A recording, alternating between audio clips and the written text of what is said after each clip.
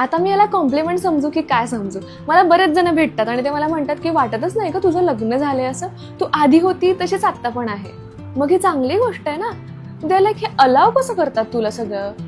Allow म्हणजे मी लग्न केलंय म्हणून माझा सगळा फ्रीडम निघून गेला का?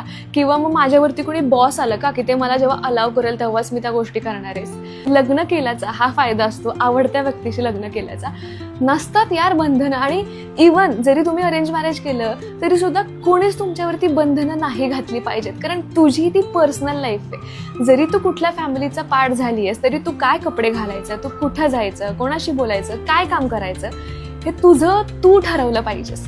म्हणजे ना ही नॉर्मल गोष्ट आहे. आणि म्हणजे जसं मुलं ठरवतात की मला कुठं जायचंय, मला काय करायचंय, तसं तुला पण हक्क आहे की तुला ठरवायचं की तुला काय करायचंय, कसं राहायचंय, काय काम करायचंय, जॉब करायचंय की नाही करायचंय, तुझा डिसिजन आहे. ही नॉर्मल गोष्ट आहे. पण आपल्या समाजात ती इतकी ॲबनॉर्मल मानली जाते ना. म्हणजे अरे बाई प्रे, पोरगी स्वतःचं स्वतः ठरवते काय करायचं ते, अशी कपडे घालते लग्न झालंय तरी, इग्नोर करायचं. तर ही तुझी लाईफ आहे. जसं लग्न झाल्यानंतर मुलाची लाईफ नाही ना चेंज होत. तो जसा आधी आहे तसाच आत्ता पण राहतो. तो विचारतो का कोणाला की मी जाऊ का इकडं, मी हे कपडे घालू का? नाही ना.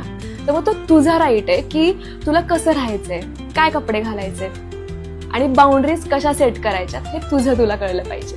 आणि थँक्स फॉर द कॉम्प्लिमेंट.